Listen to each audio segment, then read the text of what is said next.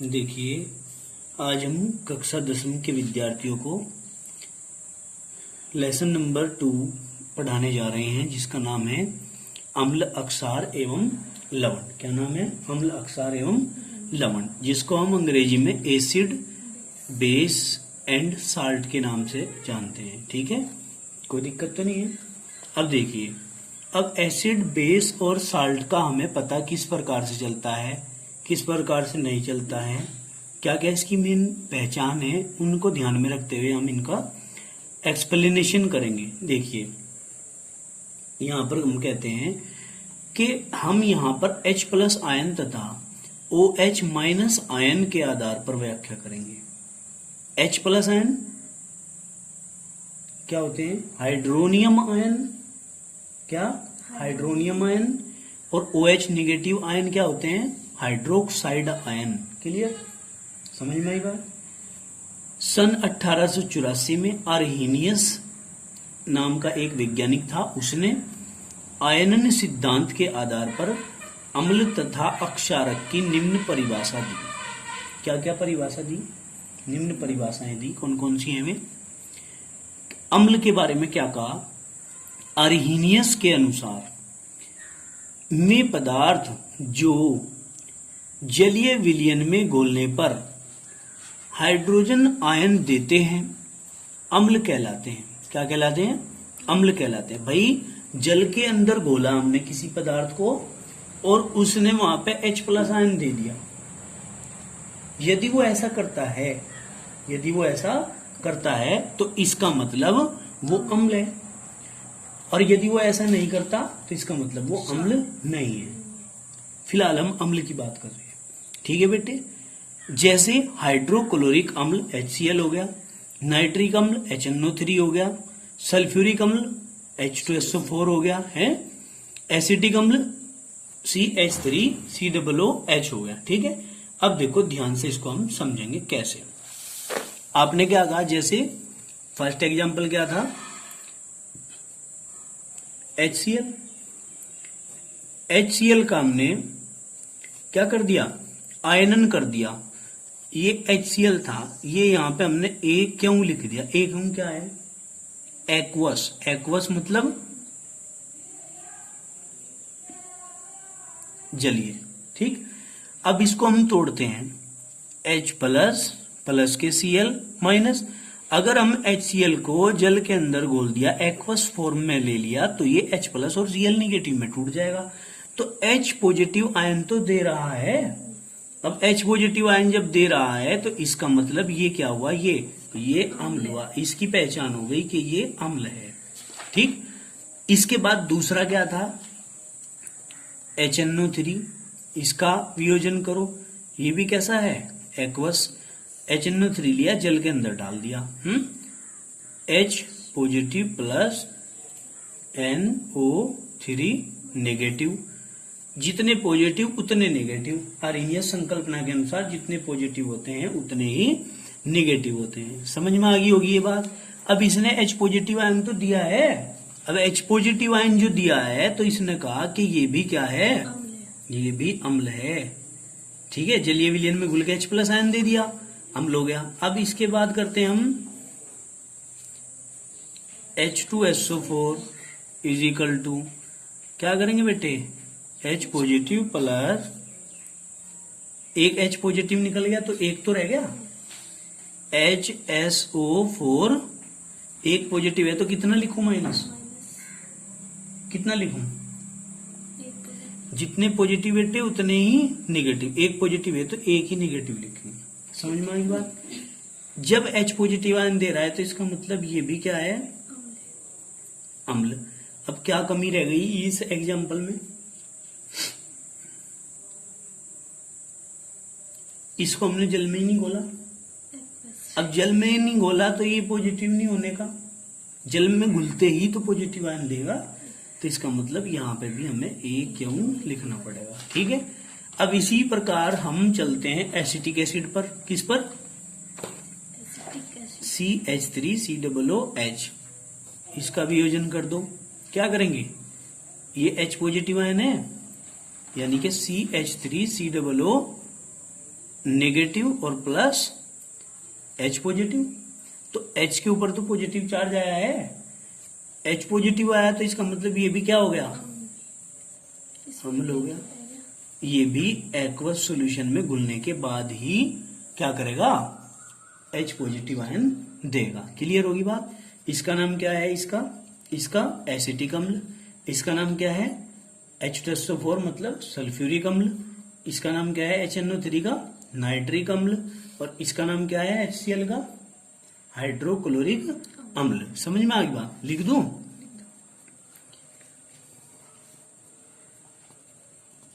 Hydrochloric acid, इसका नाम nitric acid, इसका नाम मैं यहां लिख देता हूं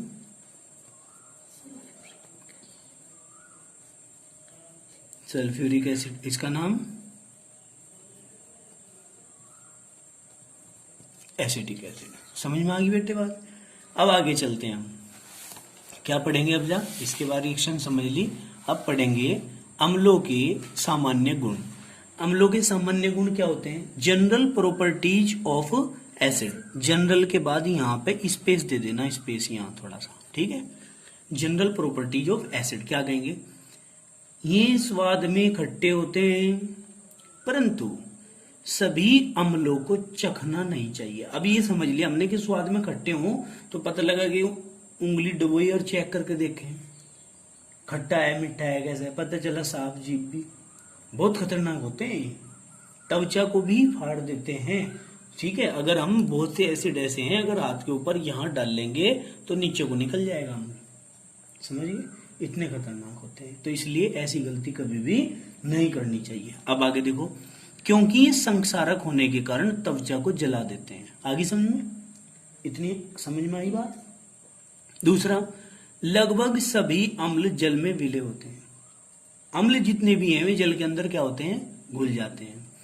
फिर कहा प्रबल अम्ल प्रबल संक्षारक होते हैं। जितना ज्यादा प्रबल होगा उतना ही ज्यादा गलाने की अक्षमता, जलाने की अक्षमता रखने वाला होगा, जिसके कारण ये लकड़ी, कपड़ा, कागज, त्वचा आदि को नष्ट कर देते हैं। समझ में आ गई बेटे बात। अब आगे चलते हैं।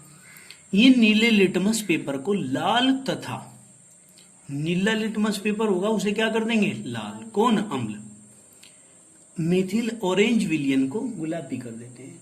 अगर मिथिल ऑरेंज ले लिया तो अम्ल उसको गुलाबी कर देंगे, अगर नीला लिटमस पेपर ले लिया तो उसको लाल कर देंगे। समझ में नहीं आई ये बात, आगे समझ में।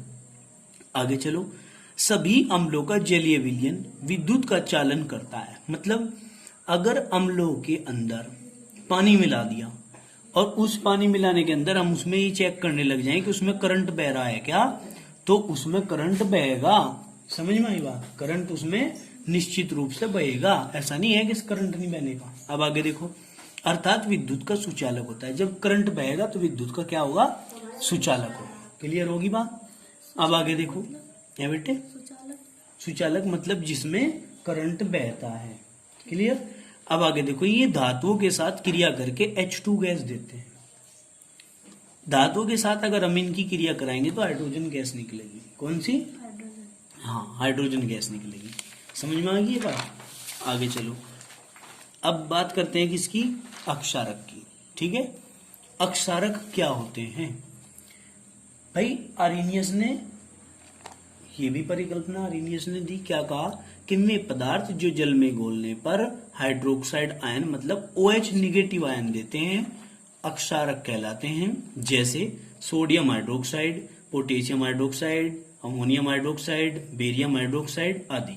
ये सारे के सारे क्या हैं, ये सारे के सारे अक्षार हैं। अगर इन सब को, अब हमें कैसे पता चला कि ये अक्षार है, हमें थोड़ा ही पता था कि ये अक्षार हैं, हमें तो पता करना कि अक्षार हैं भी या नहीं। तो पहचान करके ही विज्ञान मानता है, जब सिद्ध हो जाती है कोई चीज तभी विज्ञान मानता है कि सत्य है, नहीं तो सब कुछ असत्य है। सिद्ध करेंगे तो सत्य। ठीक, अब देखिए क्या कहा। सबसे पहले बात करते हैं सोडियम हाइड्रोक्साइड। क्या होता है ये, NaOH। इसका वियोजन कर दो, वियोजन होगा एक्वस सॉल्यूशन के अंदर, जलीय विलयन के अंदर वियोजन होगा। जब वियोजन करेंगे तो ये काहे काहे में टूटता है, Na प्लस प्लस के OH माइनस, OH के ऊपर माइनस का एक होता है, एक माइनस का है तो इसके ऊपर भी एक प्लस का ही होगा। तो OH दे रहा है ना, तो इसका मतलब ये क्या हुआ, ये अक्षार। जब इसने OH दे दिया तो अक्षार हो गया। अब बात करते हैं पोटेशियम हाइड्रोक्साइड, मतलब KOH is equal two aqueous solution में इसको भी डाला। समझ नहीं आ रही बात, आ रही है समझ में? भाई NaOH है बेटे, इसको तोड़ेंगे तो ये Na प्लस OH माइनस में टूट जाएगा। तो जब ये OH माइनस आयन दे रहा है तो अक्षार हो गया। में H पॉजिटिव आयन दे रहे थे, में हम लोगे थे, ये OH निगेटिव आयन दे रहे हैं, ये अक्षार हो गए। अब हम कहेंगे KOH को तोड़ेंगे तो K positive plus OH negative, OH negative आ नहीं गया इसमें, तो इसका मतलब ये भी क्या हो गया, अक्षार हो गया। क्लियर होगी बात? अब आगे चलते हैं, अमोनियम हाइड्रोक्साइड की बात करते हैं।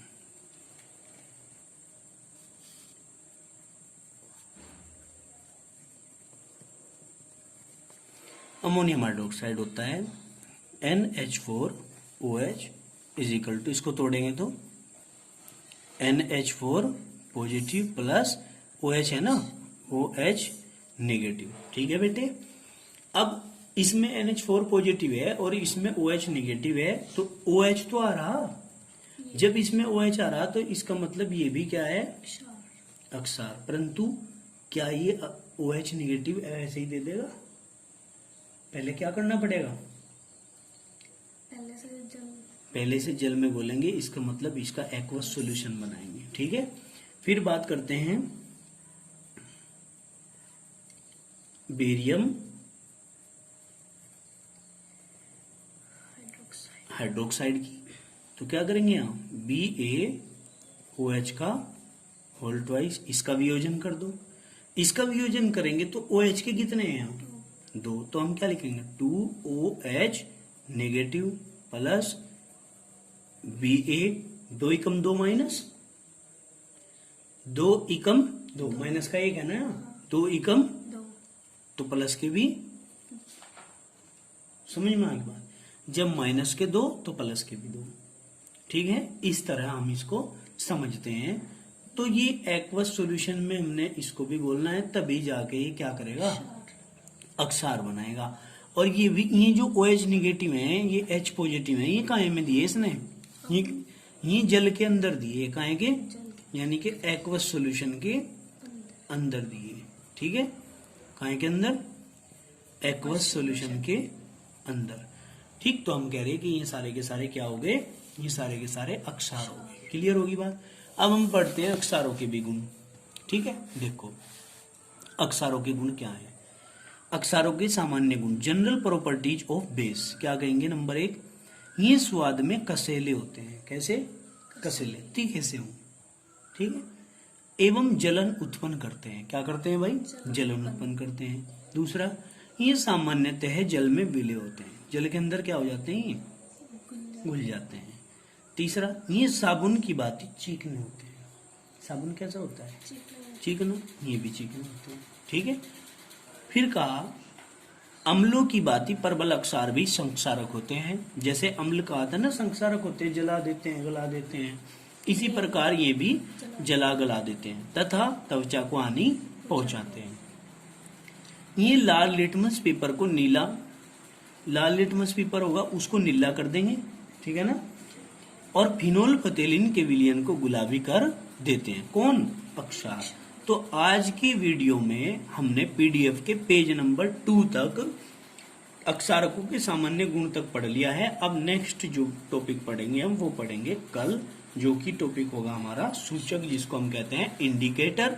इंडिकेटर के बारे में मैं तुम्हें थोड़ा सा बता दूं कि इंडिकेटर क्या होता है। इंडिकेटर जैसे मोटरसाइकिल में इंडिकेटर लगे रहते हैं और वो सूचना देने का काम करते हैं कि हमें इधर जाना है या इधर जाना है। समझ में आई बात? तो इसी प्रकार केमिस्ट्री में भी इंडिकेटर आपको दिए गए हैं। इंडिकेटर भी इस चीज की पहचान कराते हैं कि अम्ल क्या है और अक्षार क्या है। मतलब अम्ल और अक्षार की पहचान कराने के लिए केमिस्ट्री के अंदर जो पदार्थ प्रयोग करे जाते हैं उनको हम इंडिकेटर कहते हैं, सूचक कहते हैं। समझ में आई बात? आज के लिए यहीं तक रहने देते हैं। आज आप हमारे इस YouTube चैनल में वीडियो में हमारे साथ बने रहे, इसके लिए आपका धन्यवाद। मैं चाहूंगा कि आप लोग चैनल को सब्सक्राइब करें, लाइक करें, शेयर करें और बेल आइकन का जो बटन है पास में ही उसको प्रेस करें।